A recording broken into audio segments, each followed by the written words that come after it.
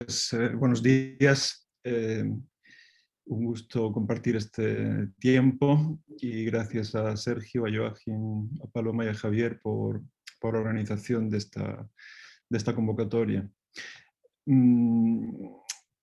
Ayer se cumplían 10 años del 15M en la Puerta del Sol de Madrid.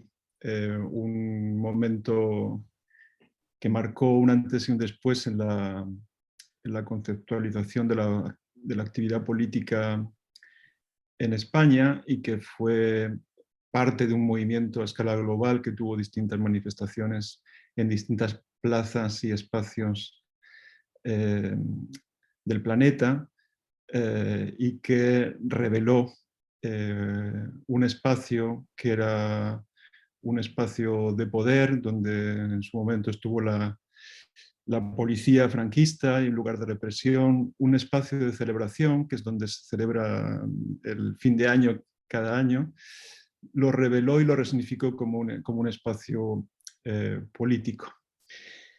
Ese 15M de masas que pensamos que podía ser el anuncio de un nuevo ciclo político, pues al cabo de 10 años ha dejado muchas transformaciones realmente en la vida política española, con la aparición de nuevos partidos, entre ellos Podemos, Más País, que vienen de ahí, pero también, desgraciadamente, nos ha traído el resurgir del fascismo, no el 15M, sino estos 10 años posteriores al 15M, como una reacción a esas movilizaciones populares que revelaron ese espacio. Estas 2 últimas semanas hemos estado asistiendo también a movilizaciones en Colombia con consecuencias muy dolorosas de represión brutal, policial,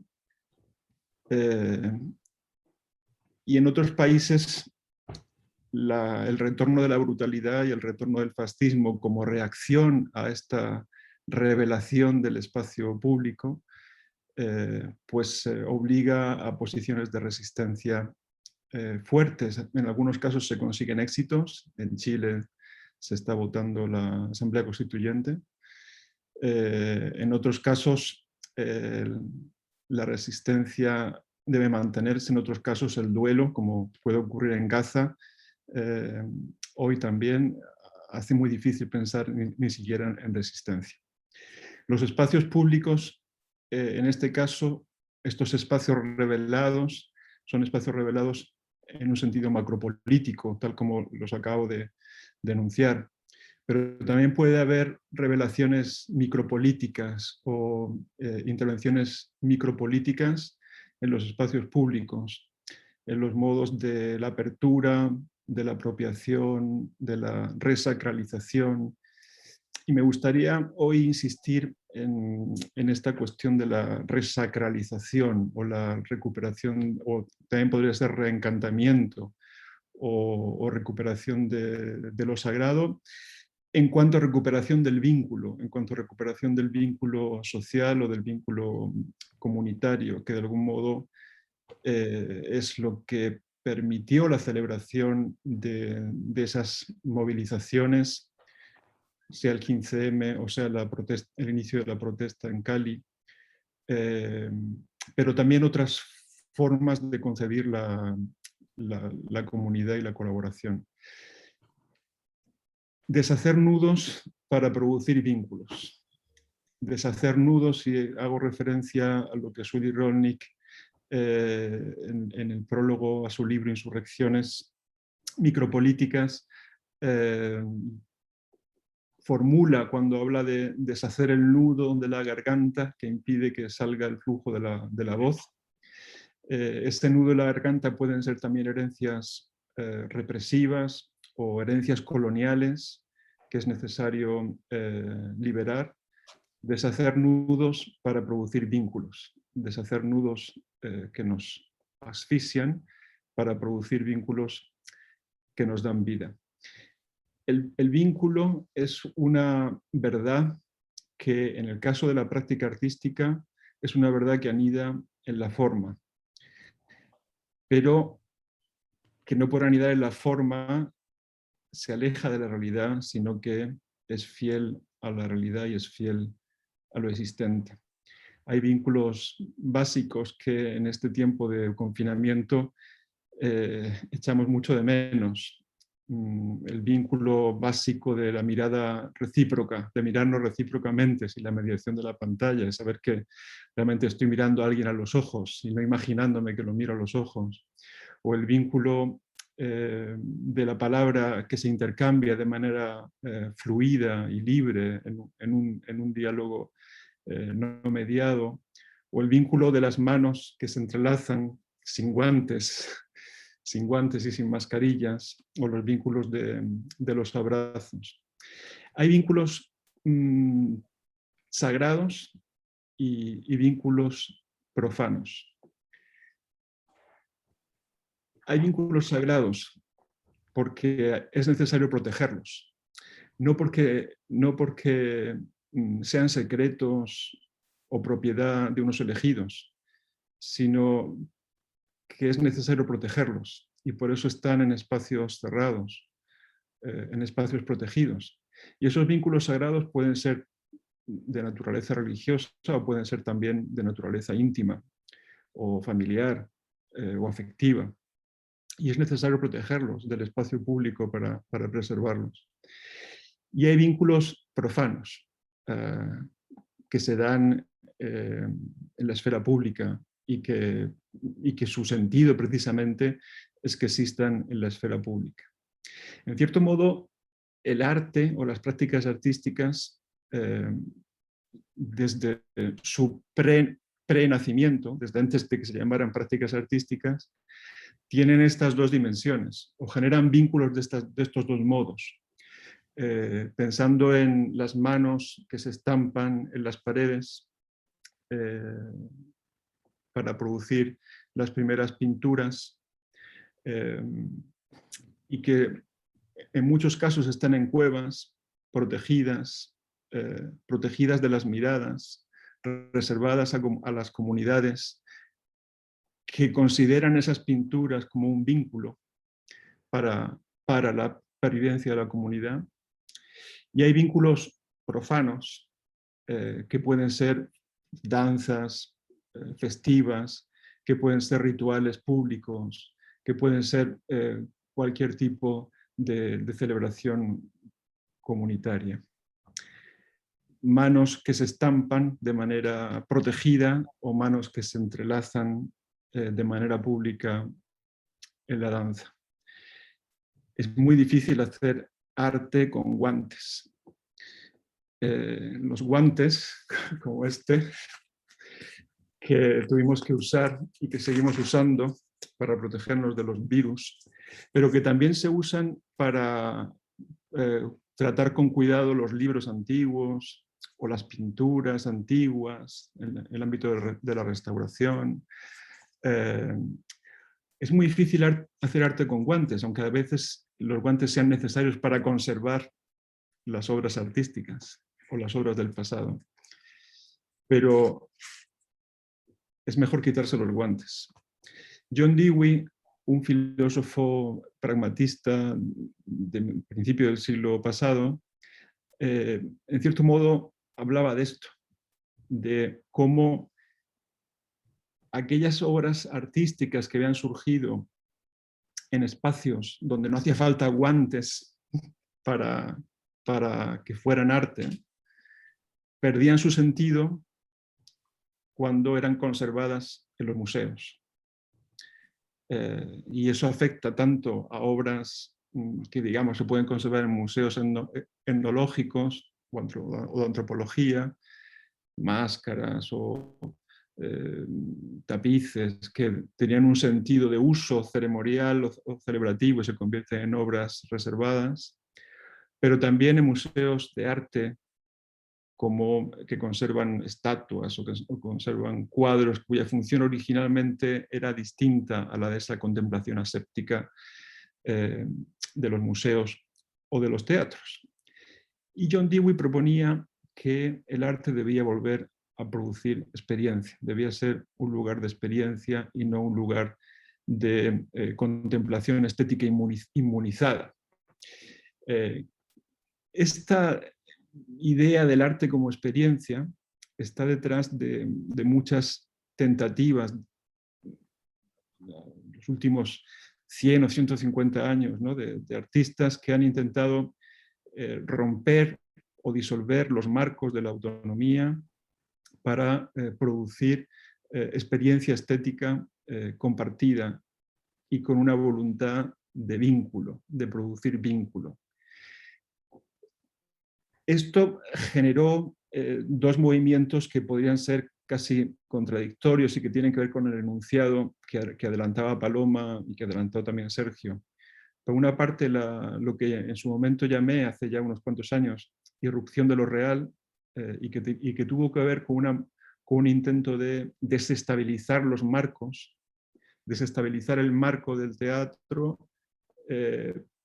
haciendo que lo real irrumpiera. Lo real pueden ser personas ajenas a la ficción de la representación, o podían ser acciones incompatibles con la representación. El efecto que tiene esa irrupción de lo real es desestabilizar el marco de la autonomía, no disolverlo. Y esto es algo que es importante recordar. El movimiento contrario, en cierto modo, es el movimiento de la expansión, de las prácticas expandidas. Durante mucho tiempo, durante unos años, durante 6 o 7 años, trabajamos en el Museo Reina Sofía con esta idea de las teatralidades expandidas, que en ese momento fue muy productiva, que ahora se ha convertido en algo muy, muy asumido, pero no por ello innecesario, que tiene que ver con redescubrir fuera del recinto protegido aquello que consideramos sagrado, o aquello que consideramos, y utilizo la palabra sagrado no de una manera religiosa, insisto, sino simplemente para hacer referencia a aquello que debe ser protegido en cuanto genera vínculo entre personas, o vínculo comunitario, o vínculo también con la naturaleza, o vínculo con otros seres, ¿no? Entonces, una opción es hacer que lo real irrumpa en la representación para desestabilizar la representación y mostrar sus contradicciones y deshacer esa protección anquilosada de los guantes o del museo o del teatro como institución anquilosada. Y el otro movimiento que consiste en salir de la institución física o incluso de la institución como institución, del museo, del teatro, que ya no se trataría tanto de desestabilizar el marco, sino de desbordar el marco. Y aquí, cuando escribimos, o cuando pensamos en un encuentro que hicimos en 2012 en el Museo Reina Sofía, sobre esta cuestión de la expansión, recurrimos a ese bello poema de Pasolini cuando dice: no hay más poesía que la acción real, porque la poesía no se escribe en los libros, sino que la poesía se hace en las acciones que ocurren en la realidad. Pero Pasolini escribió aquello en un poema. No hay más poesía que la acción real, pero esto que estoy escribiendo es un poema. La desestabilización del marco o el desbordamiento del marco son dos modos de reintroducir esto que estoy llamando lo sagrado, pero que se podría llamar también de otras maneras, si a alguien le molesta el término, y que tienen que ver con el compromiso de la práctica artística, el compromiso ético y el compromiso político de las prácticas artísticas en relación con la comunidad y con el contexto en el que se producen, contextos más o menos amplios o más o menos extensos. Tanto la desestabilización como el desbordamiento tienen una función que es restaurar lo sagrado o recuperar el vínculo o enriquecer la vida, que sería otro modo de plantearlo. En ningún caso de disolverlo, disolver el marco. Es muy difícil trabajar sin marcos. Erving Goffman, sociólogo estadounidense, escribió un largo ensayo sobre los marcos entendidos como enfoques. Siempre tenemos que enfocar. Si no enfocamos, si no tenemos un enfoque, no encontramos el sentido de la realidad. Ese sentido nos lo puede dar un marco preestablecido, puede ser el marco de un cuadro, o puede ser el marco de una institución, de un museo o de un teatro, o puede ser un marco político, un régimen representativo, un parlamento o un sindicato, o el marco puede ser una ideología. Pero también podemos generar marcos, de hecho continuamente generamos marcos cotidianos, que son instrumentos de negociación entre la focalización que cada cual hace de la realidad y la focalización que le da sentido desde un punto de vista social. Podemos abandonar el marco del museo, pero necesariamente focalizamos una práctica artística sin necesidad de tener un marco físico o un marco institucional que la enmarque. Es más, el juego con los marcos puede dar lugar a complejidades muy ricas desde el punto de vista tanto artístico como político, y sobre eso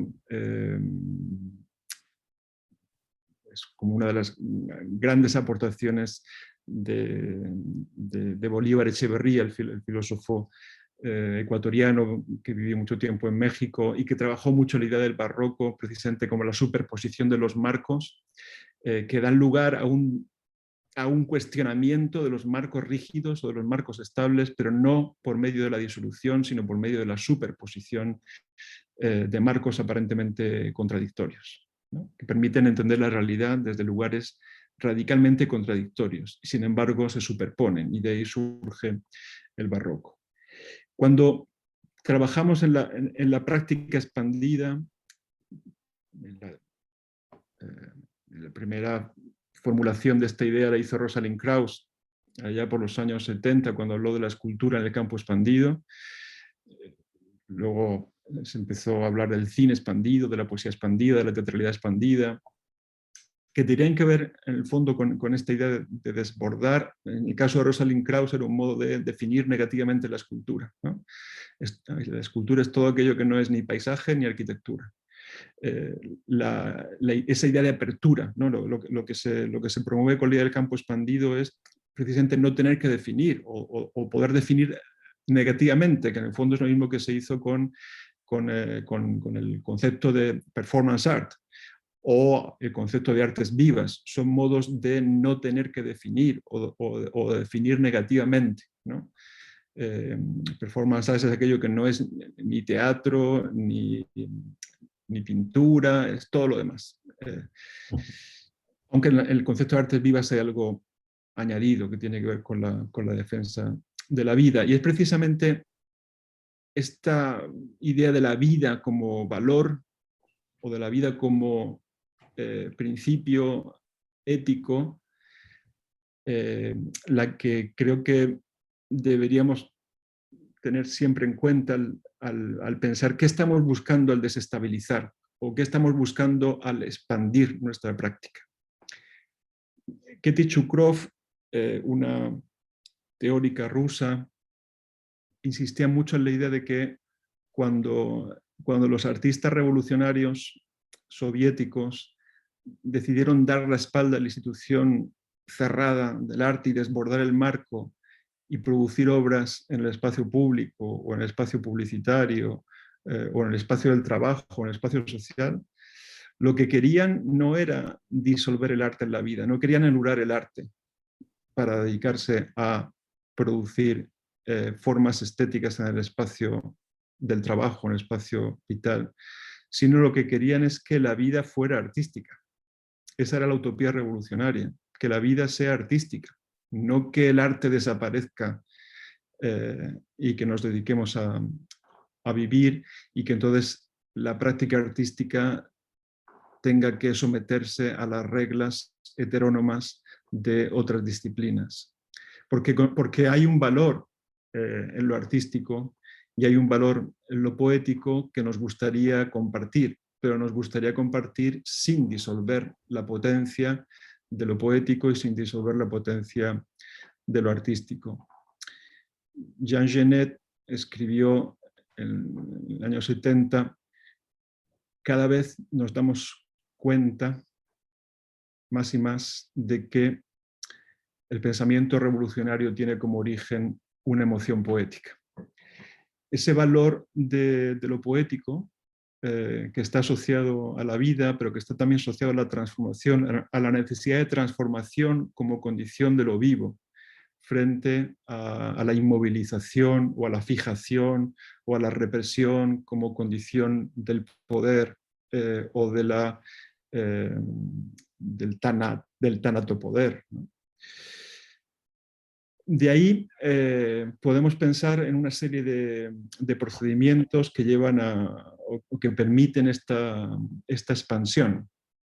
Y aquí voy a dar algunos ejemplos, adelantándome a lo que luego Ana va a comentar con más profundidad en relación con su propio proyecto. Revisando prácticas expandidas, recordé las acciones de Leonora Fabião, esta artista brasileña de Río de Janeiro, que hace como 10 años comenzó a hacer acciones en la calle. Y revisando sus acciones me di cuenta que uno de los rasgos comunes de esas acciones es la improductividad. Son acciones improductivas. Y son improductivas porque son poéticas, o son poéticas porque son improductivas. Hay un riesgo en las prácticas artísticas expandidas que intentan una vinculación con otras instancias, con instancias urbanísticas, sociológicas, antropológicas, etcétera, que es perder la improductividad propia de la práctica artística, que es la que la dota de su condición poética. A veces tenemos que hacer como que somos productivos para que nos den una subvención. Y supongo que cuando redactamos proyectos artísticos para conseguir fondos tenemos que decir: esto es muy importante para la mejora de las condiciones vitales y económicas y sociales y culturales de la población, pero realmente el valor de la práctica artística está en la propia condición poética del arte. Y esto se manifiesta, obviamente, hay graduaciones y no son incompatibles. Es decir, obviamente, una obra puede tener una doble eficacia o una triple eficacia, ¿no? Y puede ser eficaz en lo poético y eficaz y esas son las mejores obras, evidentemente, y eficaz micropolíticamente, ¿no? Pero solo revisando esas acciones de Leonora Fabião, me dejé sorprender por su improductividad, por su ruptura del tiempo de la productividad, como son detenciones o suspensiones del tiempo de la productividad. Y es de ese modo, mediante el que se recupera esa dimensión de lo sagrado de la que hablaba al principio. En otros casos, lo que se plantea en el ámbito de las prácticas expandidas son más bien prácticas que tienen formas lúdicas o formas de juego. Y ahí lo importante es que las reglas sean visibles y que las reglas sean compartidas, porque no se trata de jugar para simplemente pasar el tiempo de manera inocua, sino jugar para afirmar el placer de la convivencia. Siempre, cuando leía los textos clásicos sobre la teoría del juego de Johann Huizinga o de Roger Caillois, siempre me faltó ellos hacen como una clasificación muy minuciosa, ¿no?, de los distintos tipos de juego, por categorías y con nombres griegos, etc. Pero siempre me sorprendió que no hubieran puesto en evidencia esta condición de lo lúdico, que es simplemente pasar el tiempo con los demás, ¿no? Pasar el tiempo con los demás. Y ese pasar el tiempo con los demás en un hacer improductivo, que no tiene consecuencias determinantes, es un ejercicio afirmación de la convivencia, en el que se afirman también, en el que es muy importante la visibilidad de las reglas y por tanto la generación de complicidades. Y la idea de complicidad,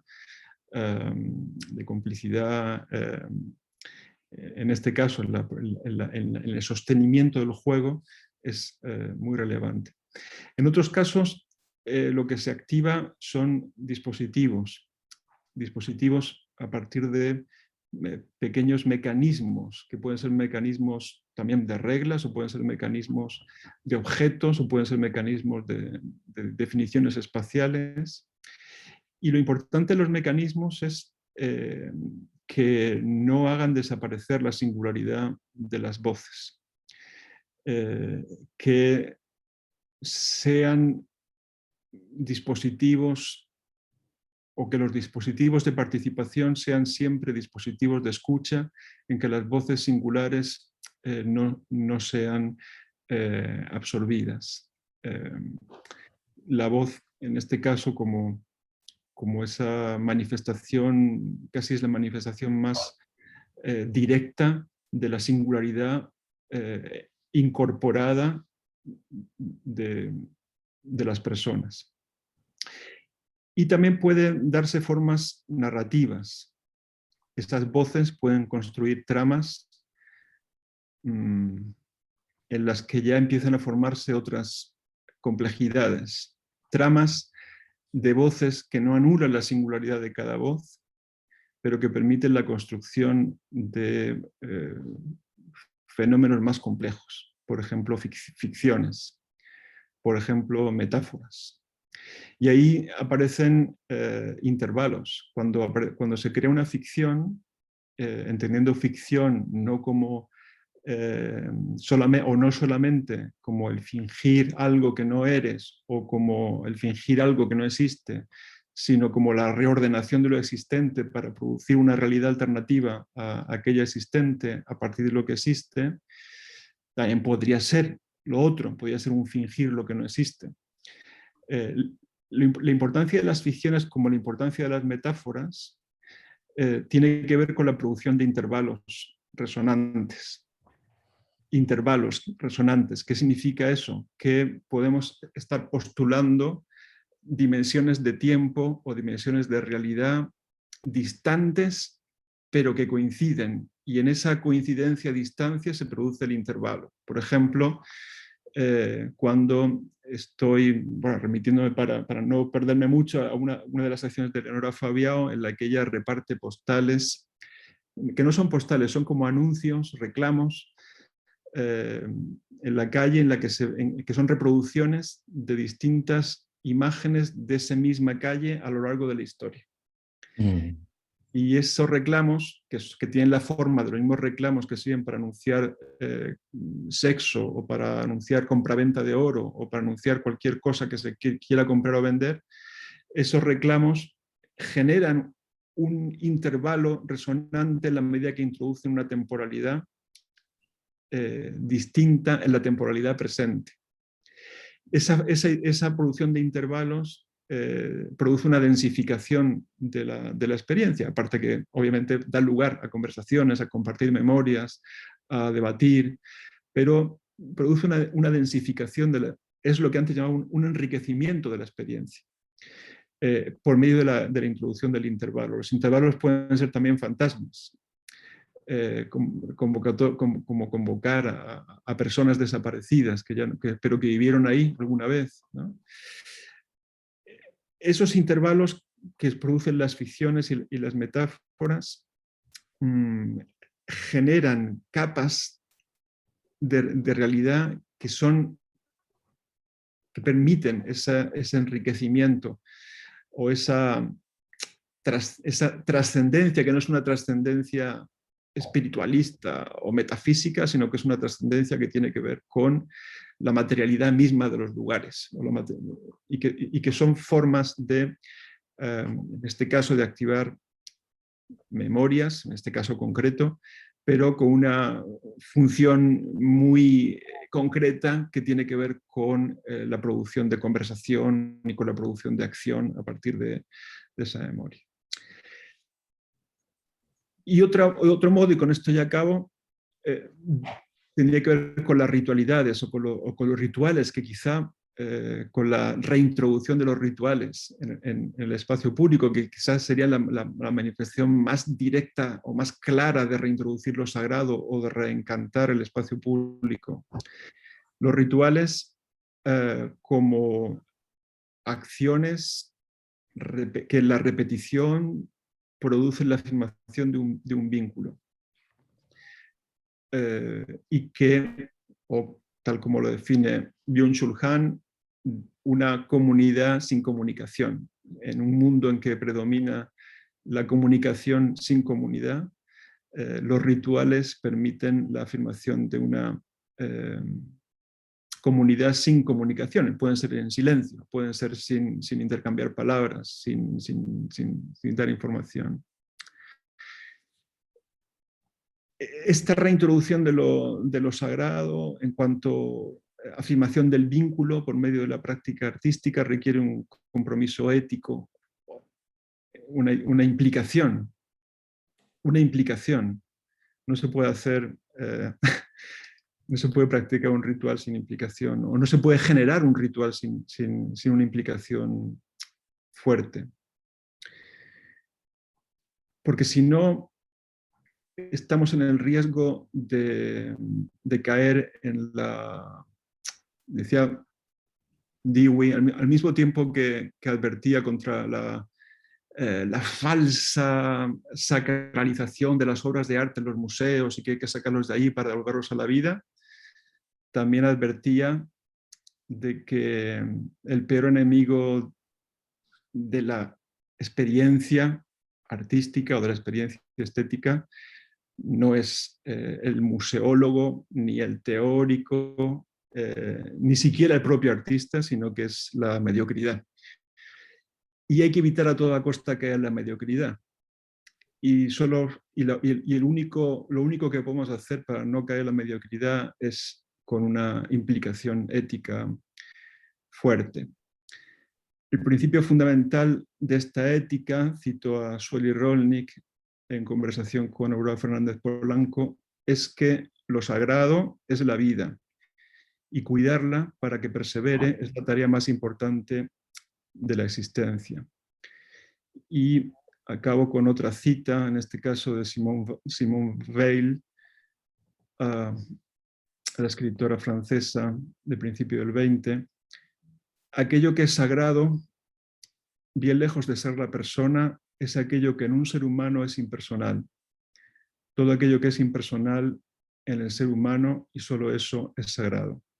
Lo impersonal, que es lo sagrado, es en el fondo aquello que compartimos como seres humanos, más allá de nuestras singularidades, que deben ser obviamente respetadas, escuchadas, permanentemente escuchadas, pero donde está lo sagrado es en el vínculo, y ese vínculo tiene que ver con nuestra coincidencia en encuentros de comunidad, en nuestra propia corporalidad, en el lenguaje y en esas prácticas de generación de comunidad sin comunicación. Y aquí acabo. Y luego seguimos hablando. Muchas gracias, José Antonio, por tu presentación de ahora. Por supuesto, hay muchas cosas que me van resonando en relación a la experiencia que nosotros hemos activado, a lo que voy a compartir ahora. Y agradezco a todos estarnos reuniendo este domingo en la mañana. Para nosotros acá en Chile es un día súper singular porque se están votando la elección de constituyentes para cambiar la constitución del 80 de Pinochet y un poco como toda experiencia vital, no tiene un solo color esto, ni es solo bueno, ni es solo malo, ni siquiera es una cuestión dialéctica lo que está sucediendo en este momento, es más bien un poco paradójica. Es muy importante, pero tampoco es la solución ideal. Y pienso que en muchas de estas prácticas y de lo que vamos a conversar hoy día, es importante mantener la atención en cada presente, lo que podemos hacer en ese contexto, y no pensar que vamos a resolver las cuestiones como de forma mágica, de una vez para siempre, sino que más bien abordar las cuestiones que nos movilizan vitalmente como asedios a ciertos problemas que van a ir presentando constantemente paradojas y nuevas maneras de ser remiradas, repensadas y reabordadas.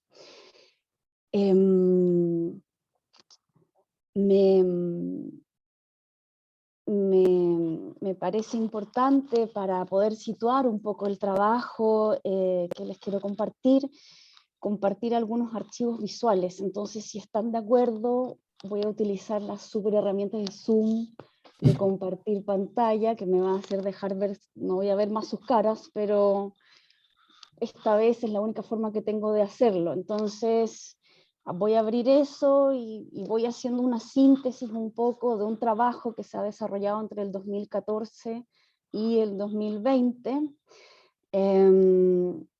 Lento, en donde junto a grupos colectivos artísticos, artistas independientes, grupos de investigadores y creadores también asociados al ámbito universitario, hemos ido activando una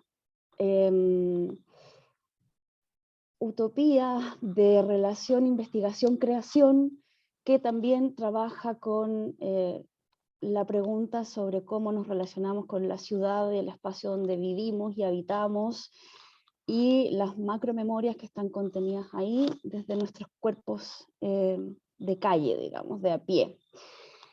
Nuestro proceso de trabajo se ha materializado concretamente en 2 proyectos en todo este periodo, y eso tiene que ver con que trabajamos lento, y trabajamos lento también porque necesitamos producir con.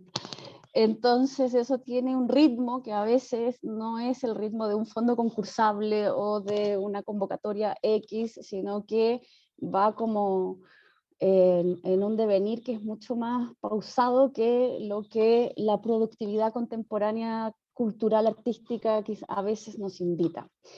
Este grupo se llama Núcleo Arte, Política y Comunidad. 3 enormes palabras de las que no nos hemos hecho completamente cargo hasta el día de hoy, en el sentido de que es algo que tenemos que continuar asediando constantemente, que muchas veces ha estado a punto de sucumbir debido a las lógicas que tratamos de establecer y que a veces no van al ritmo de la producción académica o concursable que está implementada sobre todo aquí en Chile, que tiene una raíz muy neoliberal, pero finalmente flotamos aún, nos mantenemos, resistimos y nos aliamos también con personas, colectividades que pueden colaborar en la permanencia de esto, incluso más allá de la consecución de fondos directamente económicos. Entonces así vamos sumando fuerzas vitales también. ¿Puedo compartir la pantalla? ¿Tengo permiso? Sí, sí está activado. Bien.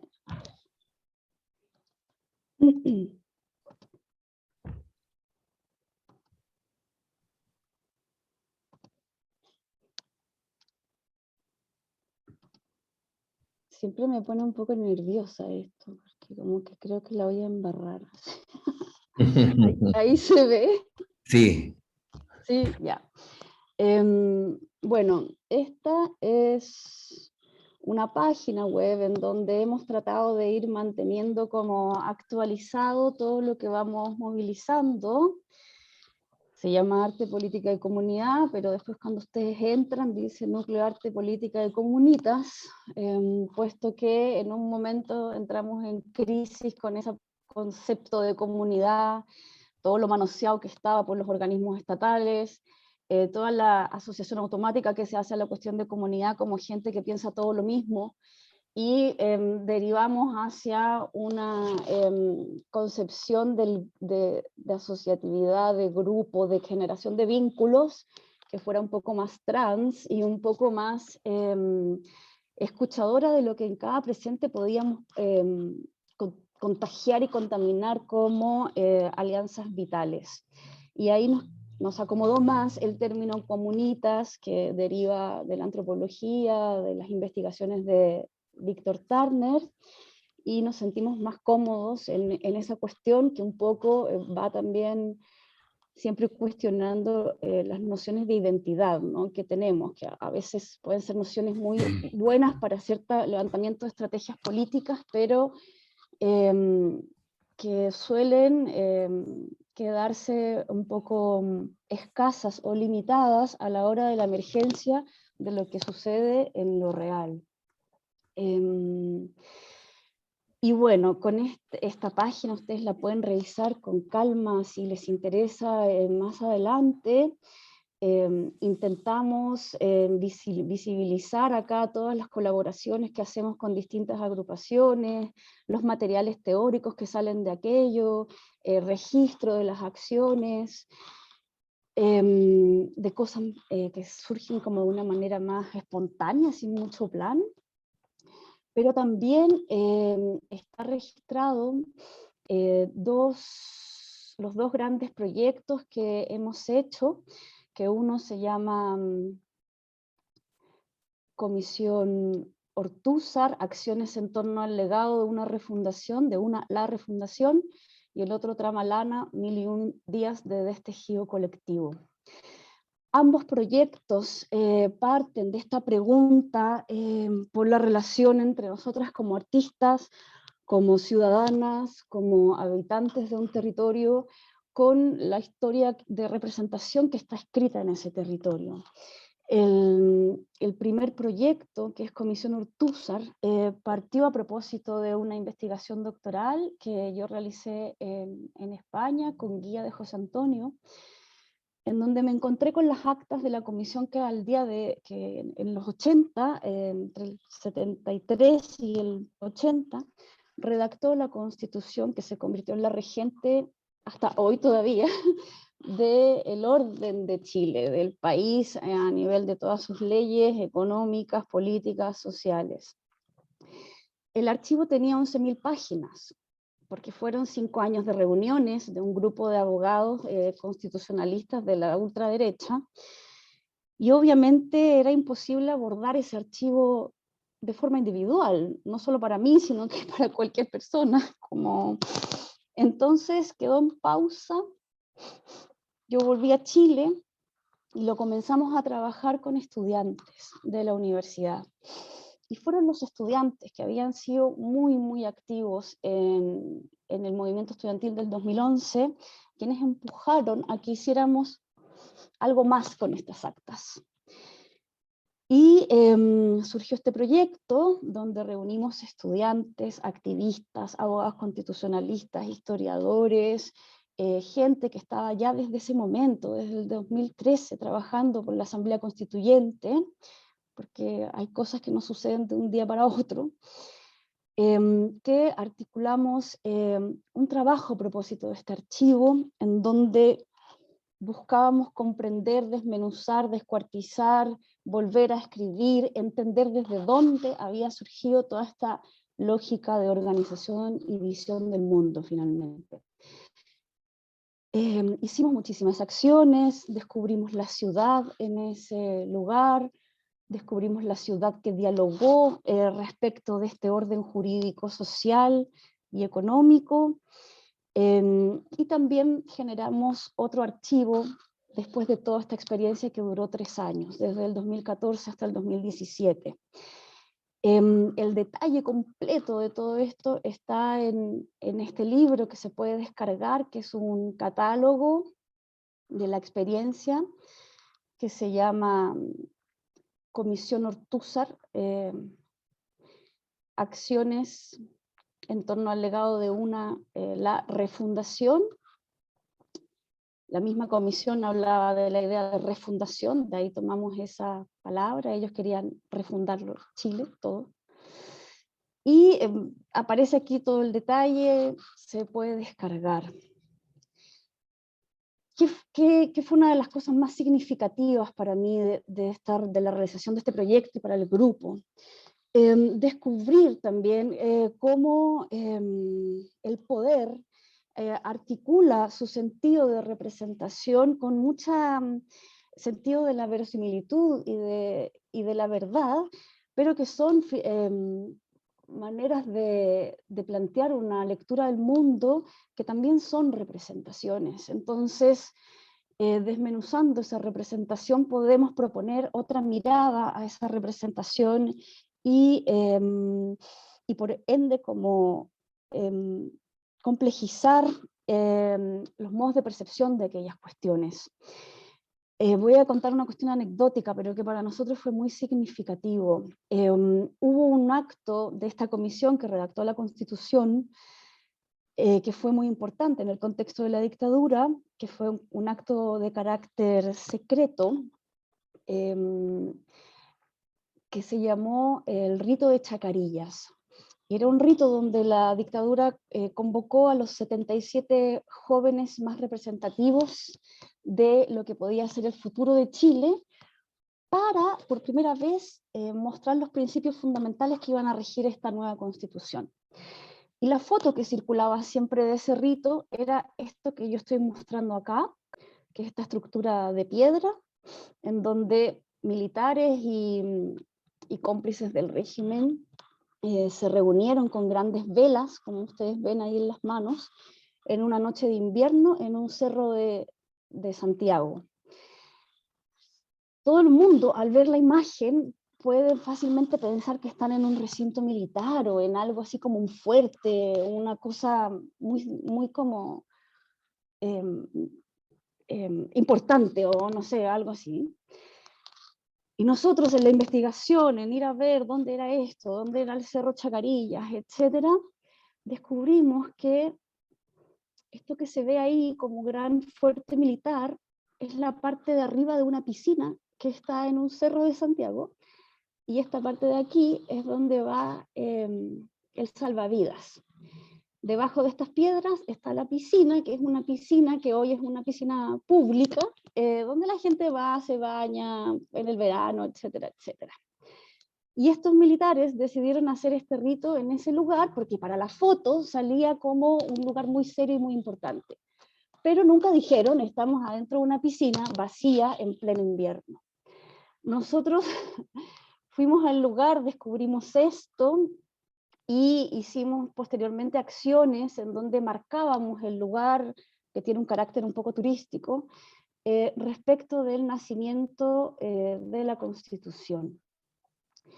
Esta experiencia de visitar el lugar, de visitar el cerro, de darnos cuenta que esta seriedad, esta rigidez, este gris de los militares era también una gran performance,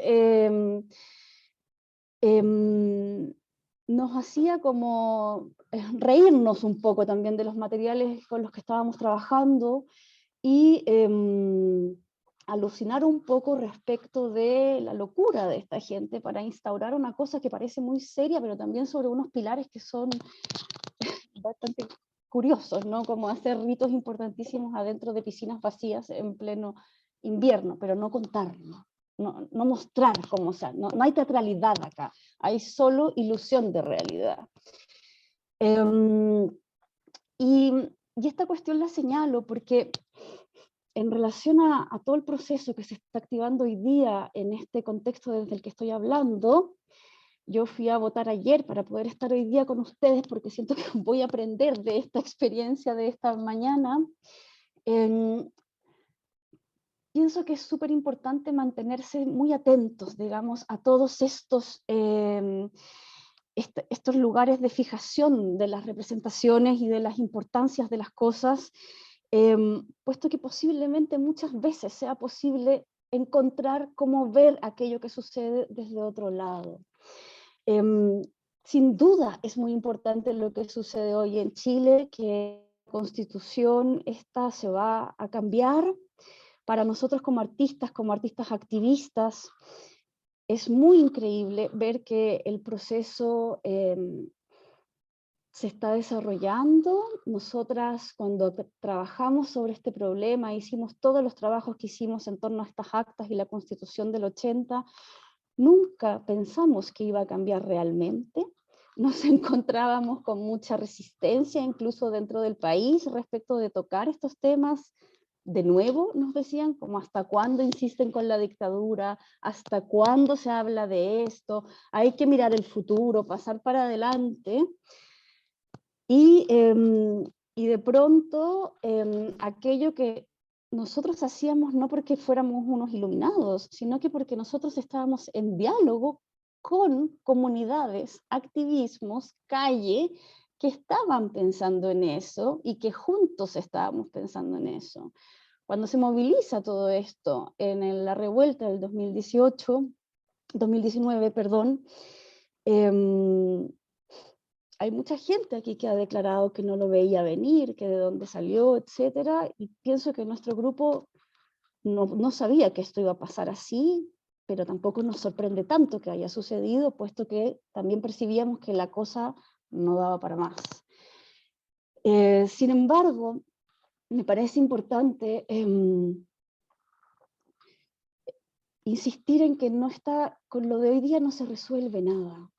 Quizás se arregle algo, pero la posibilidad de generar espacios de vida que realmente generen sistemas para que emerjan la diversidad de formas de la vida que existen en la vida, es una cuestión que tenemos que seguir insistiendo más allá de las macroestructuras que se modifiquen. Este proyecto también nos hizo trabajar mucho con las macroestructuras, ¿no? Como los militares, el Congreso, edificios públicos de los tribunales de justicia. Nuestras acciones eran casi siempre en relación a esa monumentalidad y edificios grandes, importantes, vinculados a esta escritura de historia. Nos hizo también entrar un poco en crisis respecto de con qué dialogábamos, porque acá en lo de Comisión Ortúzar siempre dialogábamos como con el enemigo, digamos, algo distinto, algo con lo que podíamos estar en oposición. Era en cierto sentido un poco más fácil, como era obvio quién era el enemigo, y era obvio quién era el malo, como del asunto. Pero nos desvinculaba un poco de ese tercer concepto que estaba en nuestro grupo, que era la cuestión de las comunidades, en ciertos sentidos. El lenguaje de la ley se hacía difícil a veces para otro tipo de personas que no estuvieran en el mundo de lo académico letrado, etcétera, etcétera. Y entonces empezamos a trabajar en una plaza que estaba cerca del lugar donde nos reunimos siempre a trabajar, que es el Departamento de Teatro de la Universidad de Chile. Y aquí la tarea fue trabajar respecto de las relaciones y los vínculos que se establecían en esta plaza, puesto que era una plaza que acogía a una gran población migrante, y a pesar de que se reunían ahí, las poblaciones no dialogaban ni hacían nada entre poblaciones que no fueran de su mismo país. Peruanos con peruanos, colombianos con colombianos, haitianos con haitianos, dominicanos con dominicanos, las prostitutas con las prostitutas, los que limpian la plaza con los que limpian la plaza. Entonces, sí, convivían en el mismo territorio, pero no había ninguna forma de relación.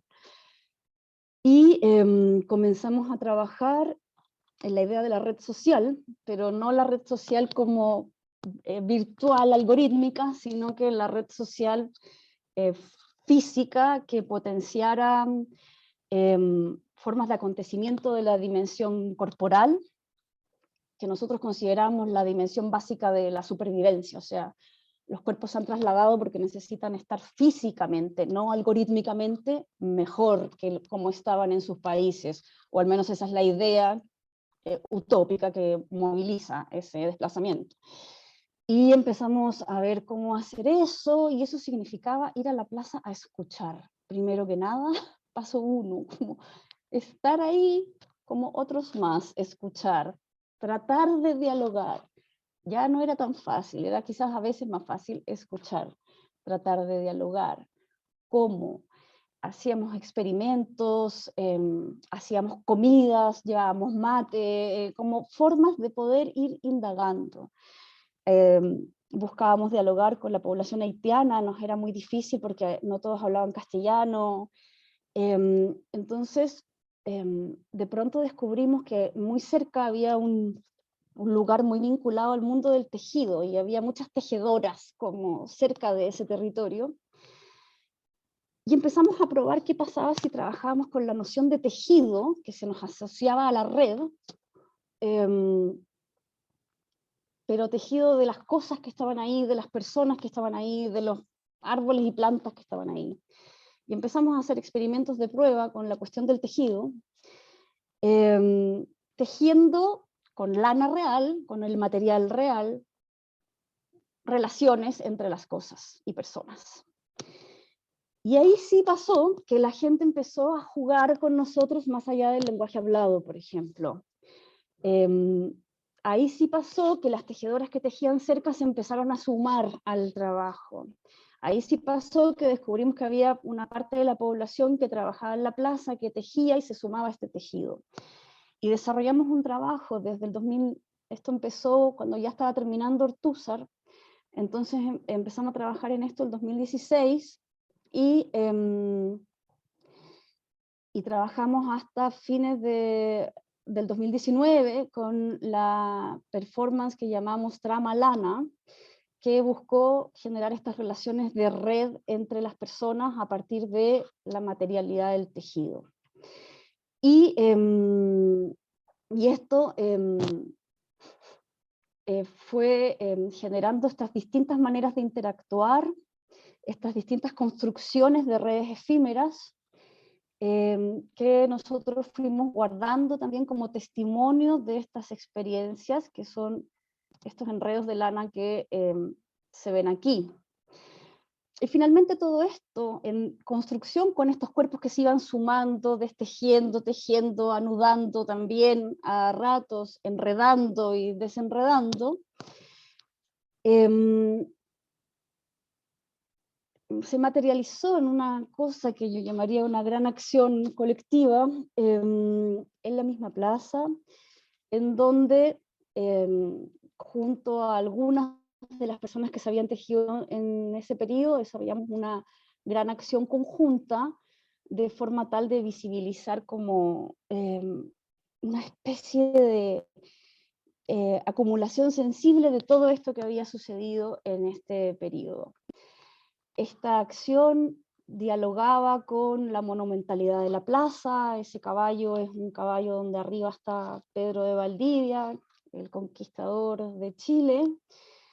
Nuestras amigas tejedoras nos tejieron esta enorme bandera chilena que activistas feministas y amigas activistas del pueblo mapuche destejieron delante del caballo, y se generaba un trance sonoro en toda una explanada de la plaza, que iba avanzando en este pequeño carro musical hacia frente al espacio donde está la Catedral de Santiago, que en todo este periodo, observando el territorio, investigando en el lugar, habíamos descubierto que toda esta plaza había sido un lugar de un tambo inca, cuando el camino del Inca llegaba hasta más allá de Santiago, al sur de San Bernardo. Y curiosamente en el mismo lugar donde está la catedral es donde se reúne la comunidad peruana de forma específica todos los días, porque ahí los recogen para el trabajo jornal de cada día. En esa historia habíamos descubierto que la plaza había tenido millones de identidades previamente, no solo lo nacional chileno, sino que por supuesto lo de los pueblos originarios chilenos, pero también toda esta historia inca, que es una historia borrada totalmente del espacio real de esta ciudad. No se dice, se insiste todo el tiempo en la representación de la plaza, en la idea de nación y de Chile y las distancias nacionales Es como la plaza republicana del siglo XIX. Estos enredos que eran todos nuestros anteriores experimentos con el asunto hecho con toda la gente, avanzaban en un trance sonoro que era como una especie de gran mantra, un ruido totalmente distinto al bullicio permanente de la plaza. Y este ruido era un ruido a propósito pensado también para generar un contraste, digamos, con esta macro representación constante que había en el espacio y con una cultura también del uso del espacio público desde lo teatral, que en Chile es muy importante y es muy valiosa como trayectoria, que es toda la trayectoria del teatro callejero, pero que para nosotros representaba una lógica de representación que era como excesivamente, nosotros la llamábamos fálica, en el sentido de que había una tesis en ese teatro callejero que para estar en la calle hay que, como la calle es ruidosa, hay que hacer más ruido y tiene que ser más grande y tienes que instalar un gran equipo de sonido y etcétera. Y nosotros queríamos trabajar de maneras más ágiles, más rápidas, más precarias, donde la gente se sintiera cerca también y se atreviera a tocar aquello que hacíamos un poco. Y entonces buscábamos como trabajar por la vía negativa, digamos, que era como, si esto tiene mucho ruido, que lo que hagamos sea un gran momento de pausa, de detención, de tranquilidad. Entonces toda la acción era una sonoridad como un magma que nos acompañaba durante una hora, iba acompañado de esta acción en relación a tejer y a sonar que acontecía por la explanada. No convocamos a la gente estaba ahí, la gente era la de la plaza, ya había muchos que conocíamos por todas las pruebas anteriores, pero había gente que era del trajín cotidiano y que se fue sumando en este pequeño pasacalle por la explanada. Y finalmente esto congregó a una cantidad de gente que ustedes van a ver en estas últimas imágenes que voy a compartir acá. Empezaba el tejido, brotaban muchos ovillos de lana desde nuestros cuerpos, la gente automáticamente empezó a armar un corro de circular y comenzábamos a lanzar estas lanas de forma tal de entender como la configuración humana como un gran bastidor de un telar o de un bordado. Y la gente comenzaba a jugar, esto sin indicaciones de nada, nunca dijimos tire la pelota, no, nada, era solo empezar a hacer la acción, pero la gente es inteligente, eso es lo que a mí me gusta subrayar de la calle también, como... Y comenzaban a jugar colectivamente, seguía este mantra con música y voces, y se armaba una gran red tejido entre toda esa gente que estaba en la plaza, migrantes, no migrantes, trabajadores, gente que andaba haciendo trámites, algunos amigos artistas que habían ido, no sé. Y a diferencia del relato del caballo, que es como tan organizado, ¿no? Terminaba todo esto frente a la catedral en esta especie de huipala incorrecto o huipala pagano de red que vibraba junto al movimiento de las personas y que las personas decidían si se movía hacia un lado, hacia el otro, bajaba, paraba, etcétera, etcétera. Nosotros nunca calculamos una duración específica de la acción, sino que se dio y se daba en relación a lo que cada comunidad activaba, y cuando ya no daba para más, era evidente y esto bajaba y quedaba otro gran montón de lanas como los que anteriormente llevábamos sobre los cuerpos.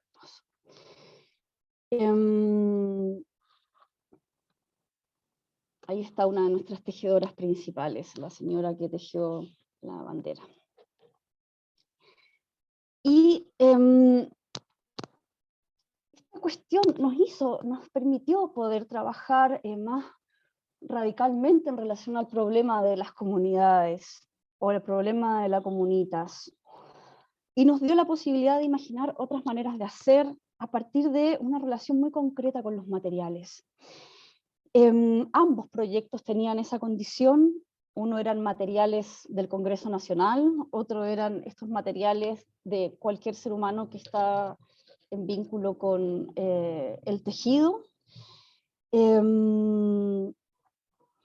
Y si bien pudimos como avanzar hacia un trabajo mayor, digamos, con personas que no necesariamente pertenecieran al ámbito del arte o de la institución académica, yo considero que todavía tenemos mucho trabajo que hacer y que aprender a hacer respecto de estos posibles vínculos de relación, porque está todo hecho también para que eso se vuelva instrumental o se vuelva muy difícil de hacer también. Posteriormente generamos un libro virtual con la experiencia también, y eso es algo que también quería subrayar en esta cuestión, que buscamos como que a partir de estos archivos, a partir de estos materiales, queden también otros materiales que permitan como ir leyendo una parte, una huella de estas historias que se han movilizado. Fundamentalmente, para no alargarme más, porque yo creo que ya superé los 20 minutos, no lo sé, Sergio, me gustaría insistir en algunas cuestiones. O sea, nosotras hemos decidido trabajar en esta relación de investigación-creación y por eso hemos creído que podemos y que es importante trabajar en vínculo con la universidad o desde la universidad. Pero no solo desde la universidad, porque solo desde la universidad se vuelve también un poco autopoyético el diálogo, y me parece que es mucho más rico pensar en una noción simpoyética de la potencia de las cuestiones que podemos hacer, y eso para mí solamente puede suceder hablando con espacios que no sean los mismos que familiarmente habitamos todo el tiempo.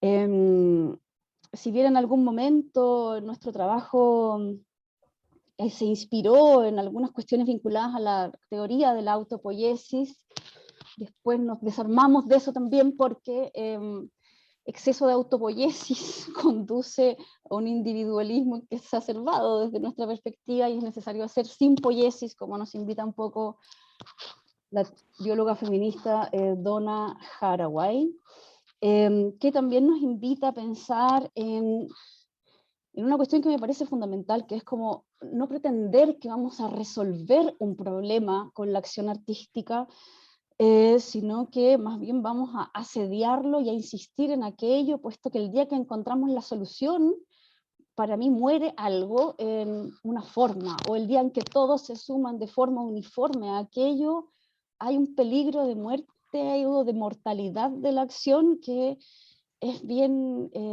severo, me parece.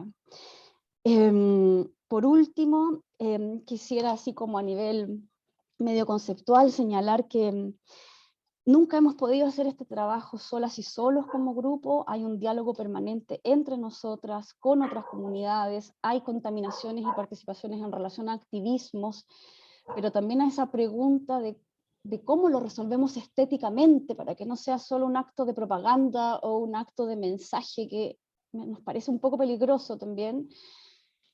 Y es también un diálogo que se establece con amigos reales, como José Antonio, como Artea, como otras colaboraciones, pero también con lo que nosotros llamamos como los amigos imaginarios, que son todas esas lecturas, referencias, etcétera, que nos ayudan a pensar. Para todos estos trabajos ha sido súper importante pensar en el trabajo de Zenet en relación a la idea de ciudad, de lo público, de lo artesanal. Ha sido muy importante trabajar desde un feminismo no esencialista, que también es uno de los peligros flotantes en este presente, me parece. Y en el último periodo ha sido importante trabajar en relación a lo que vamos a construir o lo que queremos levantar en este presente en adelante, que nos ha costado un montón reinventarnos porque no nos gustan las virtualidades mucho, entonces ha sido súper difícil como pensar. El año pasado lo que hicimos fue publicar como libros, pero no hicimos nada con los cuerpos porque nadie era muy fans de la vida pixel, pero hemos estado estudiando, dialogando, en relación